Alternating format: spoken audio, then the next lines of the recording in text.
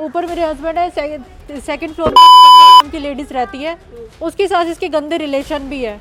कितनी बार ये कपड़ा वो देखती हूँ मैं, इनको कपड़े उतार के नंगे होके बेड पे सोए रहते हैं। ये कितनी बार पकड़ा जा चुका है ये। और मैं थाने में गई हूँ तो थाने में जाने के बाद भी पुलिस वालों ने भी कोई मेरी हेल्प नहीं की, कहीं भी कोई मदद नहीं मिल रही है मेरे को। मेरे देवर है, मेरा रेप करने की कोशिश करता है, कभी मेरे कपड़े फाड़ देता है, कभी बाथरूम में आ जाता है, ऐसे ही परेशान करता था बार बार। कितनी बार मेरा गला दबा दिया, कितनी बार मेरे खाने में कुछ मिला देते हैं ये लोग। इस तरीके से इतना टॉर्चर किया जा रहा है। मैंने देखा है उनको, वो पकड़ा जा चुका है कई बार। क्या कुछ हुआ है? कितनी बार मैंने देखा है कि ये ऊपर रात को 2-2 ढाई बजे ये सेकंड फ्लोर वाली के साथ उसके बिस्तर पे लेटा रहता है, पूरी रात दारू पीता उसके साथ, और उसी वो औरत भी दारू पीती है इसके साथ बैठ के। दोनों साथ में बैठ के दारू पीते हैं और नशे में धुत हो जाते हैं बिल्कुल। और जब मैं अपने पति को बुलाने जाती थी तो मेरे को मार के भगा दिया जाता था वहाँ से। और जब मैं वीडियो बनाती थी तो मेरा फ़ोन तोड़ दिया जाता था, मुझे कमरे में बंद कर दिया, कभी बाथरूम में बंद कर देता है, कभी कमरे में बंद कर देता था। इस तरीके से मुझे टॉर्चर करते हैं ये लोग। दूसरी तरफ सास मेरी थी, टॉर्चर करती थी, गैस खोल के और गली से बाहर चली जाती है बार ताकि मैं अंदर ही मेरे साथ कुछ हो जाए अनहोनी। दीपक जो है इनके पति, वो कैसे हैं स्वभाव से? लीचड़ हूँ, मेरे से पूछो तो मैं तो साफ यही कहूँगी, लीचड़ बंदा। आते हैं जब भी हमें भी बदतमीज से बोलते हैं, हमें घर में नहीं घुसने देते, ना बैठने देते हैं। कहते मेरा घर नहीं घुसने देता, तुम भिखारी हो, तुम भीख मांगने आई हो, यहाँ पर पैसे के लिए आई हो। उल्टा सीधा गंदी बोलता है, हमें भी बदतमीज से बोलता है। और कोई ठिकाना भी नहीं है। कितने दिन तो मैं इधर उधर भटक रही थी, मैं समझ ही नहीं आ रहा था कैसे कहाँ जाऊँ एकदम से ही, क्योंकि इतने 10 साल हो गए शादी को। अब एकदम से इन्होंने ऐसे बाहर निकाल दिया मेरे को, मैं कहाँ जाऊँ। मैं इतनी परेशान हो गई हूँ, मुझे कहीं रहने का ठिकाना भी नहीं मिल रहा है। एक रुपए के लिए तरसा रखा है इन लोगों ने मेरा। और कपड़े मांगती हूँ तो कपड़े बाहर फेंक देते हैं ये लोग। नमस्कार, मैं हिमांशु और इस वक्त आप देख रहे हैं तहलका दिल्ली। आज हम राजधानी दिल्ली के विंदापुर इलाके में मौजूद हैं और यहाँ से एक ऐसी खबर आ रही है जो कहीं ना कहीं मानवता को शर्मसार कर देती है, रिश्तों को शर्मसार कर देती है। आज आपको बताते हैं, ये पूरा की पूरा एक परिवार है जो अपने ही घर के बाहर बैठा है और इन्होंने हमें फ़ोन करके बुलाया है। इनकी बहुत सारी समस्या है जो हम अपने चैनल के माध्यम से आपको सुनवाएंगे। आइए मेरे साथ। क्या नाम है आपका? मेरा नाम आशा है और मेरा ये घर है और मेरे को अंदर नहीं आने दिया जा रहा है। क्या वजह है, क्या कुछ हुआ है? अपना अच्छे से आप बताइए, परिचय दीजिए। मेरे हस्बैंड का नाम दीपक है, तो हमने लव मैरिज करी थी और 10 साल हो गए हमारी शादी को।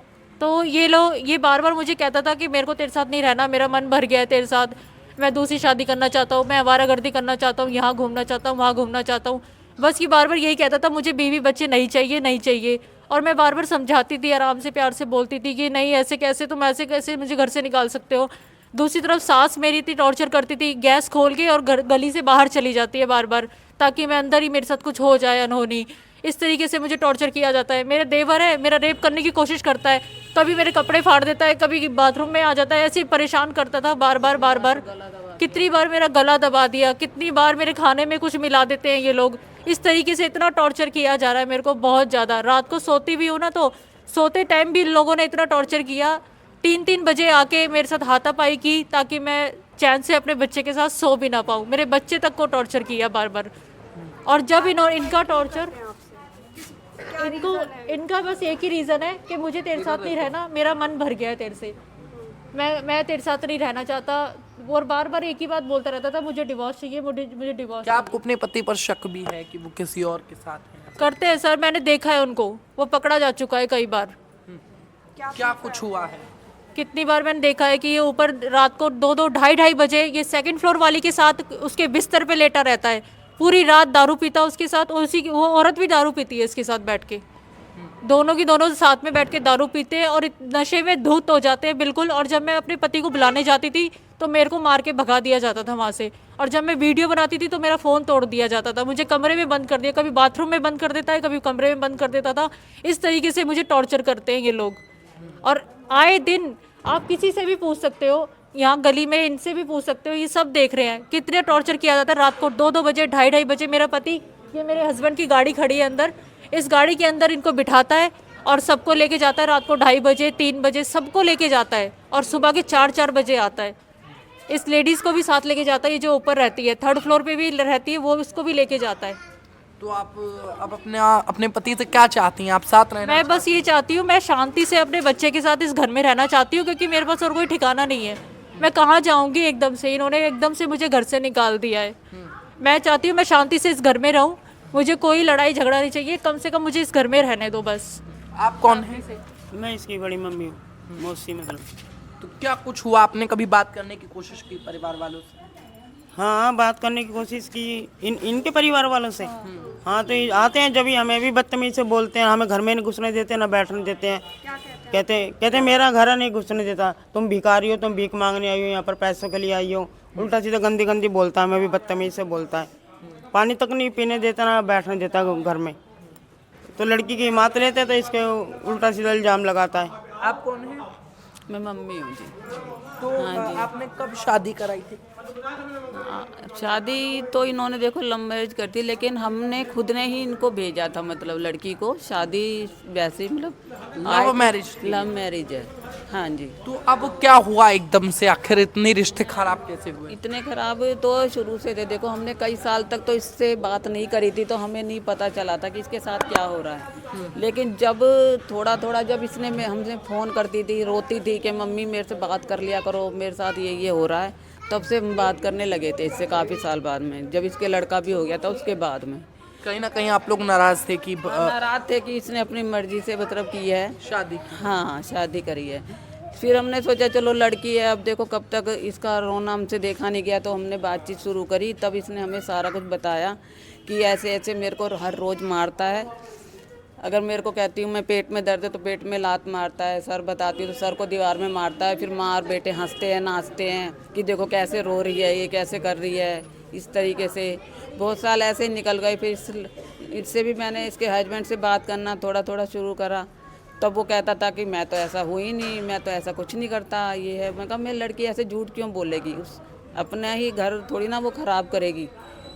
तो फिर ऐसे चलता रहा है। उसके बाद में हम एक दो बार इधर आए हैं, इसकी सास से भी मैंने बात करी, कहती है मुझे तुझसे कोई बात नहीं करती, निकलो, मेरे को कोई मतलब नहीं है तुमसे, और ये तो कूड़े का डब्बा है, इसको तो हम बाहर ही फेंकेंगे, मुझे तो ये शुरू से ही पसंद नहीं है, और इसको ले जाओ यहाँ से, मुझे नहीं चाहिए। अपने बेटे को भी यही कहती है इसको निकाल दे, नहीं तो फिर मैं चली जाऊँगी, नहीं निकालेगा तो। ऐसे ऐसे करती है। और ये लड़का भी कहता है कि हाँ मेरे को भी अब इसकी ज़रूरत नहीं है, इसको निकालो। उस दिन मैं अभी कुछ टाइम पहले भी मैं आई थी यहाँ घर में, तब भी हमने यही कहा था कि भाई ऐसे ऐसे क्यों मारा इसको, इतनी रात को इसको मारा है, गला दबाया, उसके बाद इसका फ़ोन तोड़ के पानी में डाल दिया ताकि ये किसी से तो अब आपकी कोई सुनवाई नहीं हो रही? कुछ सुनवाई हो रही। ये सब हमने थाने में भी बोला कि ये कर रहे हैं साथ में, तो कहते जी इसमें हम कुछ नहीं कर सकते, ऐसे बोला वो पुलिस वाला। पुलिस वाले भी कोई सुनाई ऐसे करके बोला है वो। वाले सुनाई कोई सुनाई नहीं कर रहा। कह रहे ये तो सब कोर्ट में ही होगा जी, हम कुछ नहीं कर सकते इस बारे में, ऐसे कहा। और फिर एक पुलिस वाला और है जिसका नाम मान सिंह है, और वो बीट ऑफिसर है। ये जानता है बहुत अच्छा, ये जो कोने पे बिल्डर की शॉप है ना, ये जानता है बहुत अच्छे से। तो उसका नाम मान सिंह है, बीट ऑफिसर। उसको बात करते हुए मैंने कई बार सुना है अपने हस्बैंड से। मेरा हस्बैंड बार बार उसको पैसे खिलाता है कि भैया 1000 रुपये ले लो, 50 आप मेरे से इतने रुपए ले लो, आप 2000 ले लो, 5000 रुपये ले लो, 6000 रुपये ले लो, लेकिन इसका ना कोई काम नहीं बनना चाहिए बिंदापुर थाने में। अब मेरा जो थाना लगता है वो बिंदापुर ही लगता है। मैं किसी भी सिचुएशन में कोई भी मेरे को प्रॉब्लम होती है मैं बिंदापुर थाने में जाती हूँ, लेकिन ये पहले से ही सेटिंग कर देते हैं वहाँ पे, जिसकी वजह से वो सुनवाई होती ही नहीं है मेरी। तो देखिए साफ तौर से पूरा की पूरा जो मामला है वो कहीं ना कहीं बेहद ज़्यादा चिंताजनक है। आप सोचिए यही वो पूरा घर है उनका। कौन से फ्लोर पे ये लोग रहते हैं? ये फर्स्ट है, ये मेरा वाला, और ये जो सेकंड वाला है ये संध्या का है, जिसके पास ये पूरी पूरी रात बिताता है। तो उनको बुलाने की कोशिश करेंगे आप अपने हस्बैंड? हाँ जी, बोलूँगी आप। तो देखिए कहीं ना कहीं, क्योंकि जब मैं कोई खबर करता हूं तो दोनों पक्ष दिखाने बेहद ज़्यादा ज़रूरी होते हैं, इसीलिए मैंने इनके हस्बैंड को बुलाने के लिए देखिए बेल इस वक्त बजाई है। और देखिए अगर कोई आता है तो हम बातचीत करने की कोशिश करेंगे। क्या वो आते नहीं है क्या? सर ये आते हैं, यहाँ पे खड़े होते हैं, गाली गलौज करते हैं और कहते हैं कि हम तेरे लिए दरवाज़ा नहीं खोलेंगे, और वापस कमरे में चले जाते हैं। क्या कह रहे हैं? हम जो दोनों आए थे ना, जब उल्टा सीधा बोल रहे थे हमको ऊपर से, और अब कोई नहीं आ रहा यहाँ पर। देखिए मैं खुद अभी पहले एक बार बजा देता हूँ। ये देखिए इनका फर्स्ट फ्लोर बताया जा रहा है और मैंने खुद बेल बजा दी है। अगर ये लोग खोलते हैं तो मैं ज़रूर कोशिश करूँगा कि मैं इनसे बातचीत कर पाऊँ, पर आप देखेंगे साफ तौर से कोई भी यहाँ पर निकलता हुआ नज़र नहीं आ रहा है। क्या आपके पास कॉन्टेक्ट नंबर है अपने उनके पति के? हाँ, आप एक बार मुझे दे सकती हैं, मैं ऑन कैमरा उन्हें कॉल करके और बातचीत करने की कोशिश करूँगा कि आखिर उनका क्या कुछ कहना है। दीपक का नंबर नंबर बताइए आप।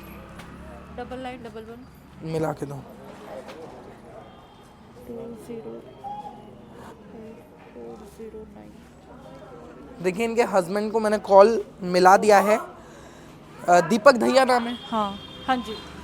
तो दीपक धैया इनके हस्बैंड का नाम है, इनको मैंने कॉल मिला दिया है। ट्रू कॉलर पर इनका नाम भी शो हो गया है। और आप सोचिए अभी फ़िलहाल के लिए ये लोग कॉल जो हैं वो अटेंड नहीं कर रहे हैं। The person you have called is speaking to someone else.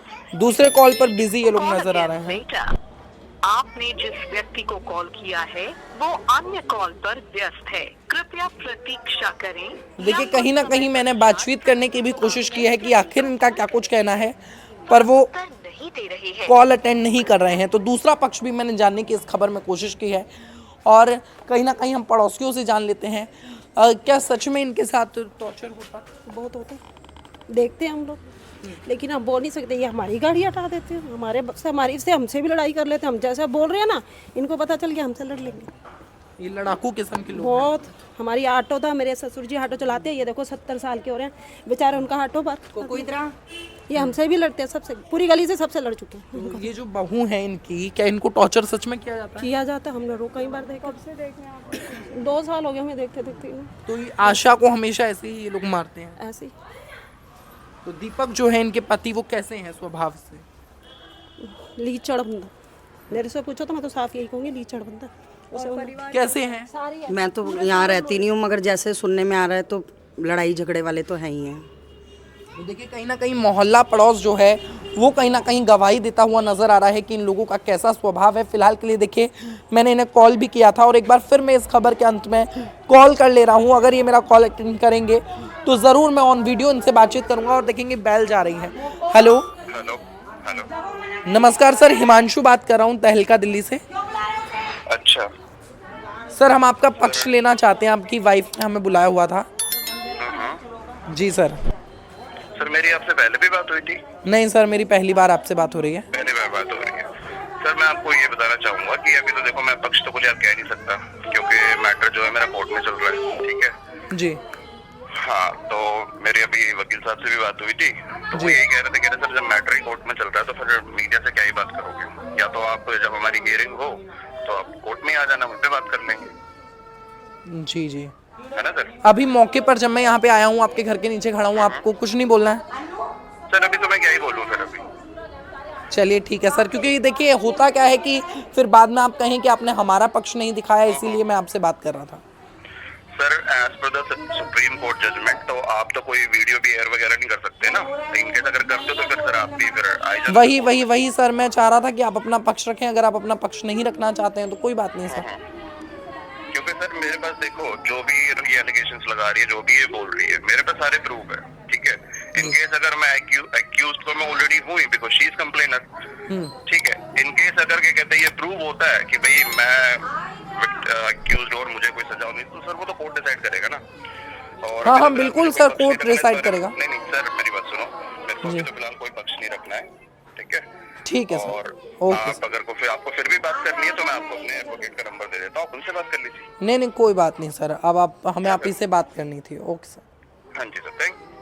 तो देखिए कहीं ना कहीं हमने हस्बैंड से फ़ोन पे बात की है। साफ तौर से उनका कहना है कि मैं कोई भी पक्ष नहीं रखूँगा। अगर आपको कोई भी पक्ष चाहिए तो आप इनके एडवोकेट से आप बात कर सकते हैं।